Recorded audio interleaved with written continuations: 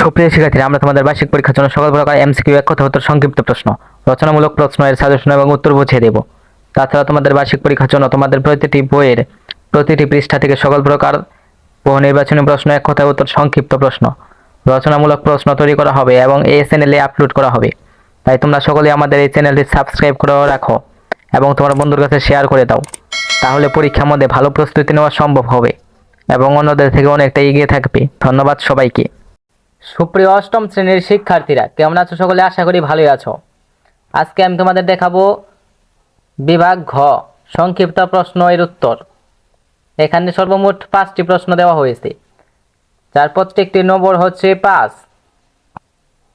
সুপ্রিয় শিক্ষার্থীরা, এখানে একটা জিনিস লক্ষ্য করো, সেটি হলো অন্যান্য বিষয় তোমাদের 10টি করে প্রশ্ন দেওয়া হয় এবং সেগুলোর প্রত্যেকটি নম্বর দেওয়া হয় 2 করে। এখানে 5টি প্রশ্ন দেওয়া হয়েছে এবং প্রত্যেকটি নম্বর হচ্ছে 5। তাই সেগুলোর অ্যান্সার যেরকম আমরা 3 লাইন 4 লাইন করে দিয়েছি, এগুলোর অ্যান্সার সেরকম দিলে হবে না, তার চেয়ে একটু বড় করে দিতে হবে, 6 লাইন 7 লাইন এরকম। তাই চলো এগুলোর অ্যান্সারগুলো দেখে নিই।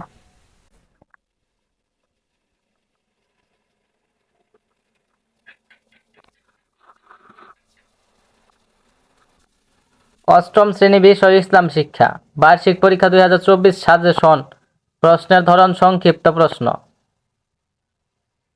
উত্তর ঘ বিভাগ।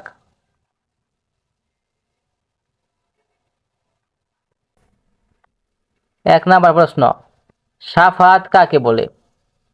শাফাত সম্পর্কে আল কোরআনের একটি বাণী উল্লেখ করো। সুপ্রিয় শিক্ষার্থীরা, এগুলো তোমরা দেখে নাও, এগুলো পরে শোনালে ভিডিওটা অনেক লম্বা হয়ে যাবে। এখানে দেখো অনেক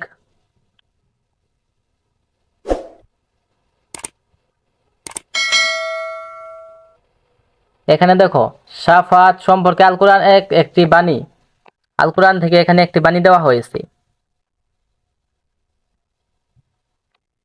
2 নম্বর প্রশ্ন, যাকাতের নিসাব বলতে কি বোঝায়? উদাহরণ সহ লিখো।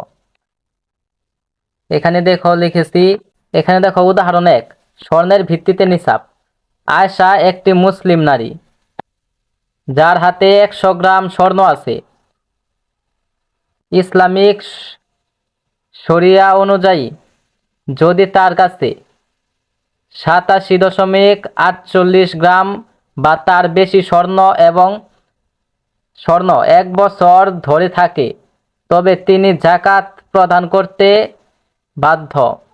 যেহেতু আয়েশার কাছে 100 গ্রাম স্বর্ণ আছে, যা নিসাবের পরিমাণের 87.48 গ্রাম চেয়ে বেশি, তাই তিনি তার সম্পদের উপর 2.5% হারে যাকাত দেবেন।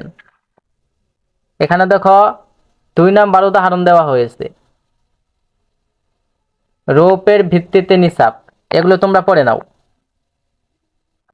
এখানে 3 নম্বর উদাহরণ দেওয়া আছে, নগদ অর্থের ভিত্তিতে নিসাব। এগুলো তোমরা পড়ে নাও ভালো করে এবং খাতায় নোট করে রাখতে পারো। 3 নম্বর প্রশ্নে বলা হয়েছে, সর্বশ্রেষ্ঠ মানুষ সেই ব্যক্তি যে মানুষের জন্য সবচেয়ে বেশি উপকারী, হাদিসটি ব্যাখ্যা করো। এখানে দেখো হাদিসটির ব্যাখ্যা দেওয়া হয়েছে। 4 নম্বর প্রশ্নে বলা হয়েছে, তোমার পরিবারে কেউ অসুস্থ হলে তার সেবায় তুমি কি কি করবে?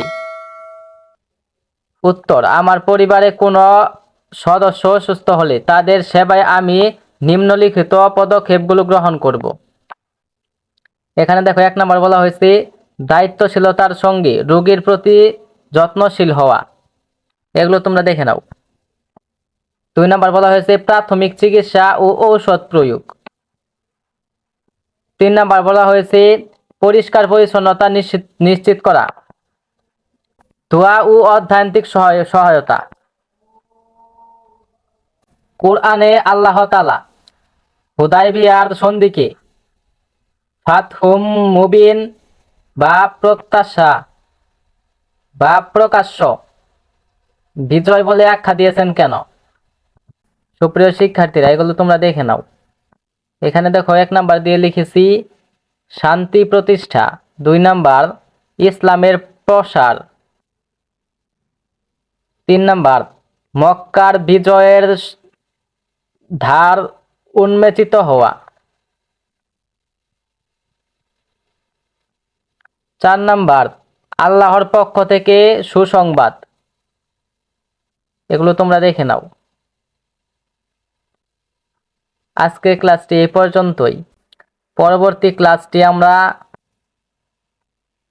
বিভাগ ঘ রচনামূলক প্রশ্ন এই জায়গা থেকে শুরু করব। তাই পরের ক্লাসটির আমন্ত্রণ জানিয়ে আজকে ক্লাসটি এখানেই শেষ করছি। ধন্যবাদ সবাইকে।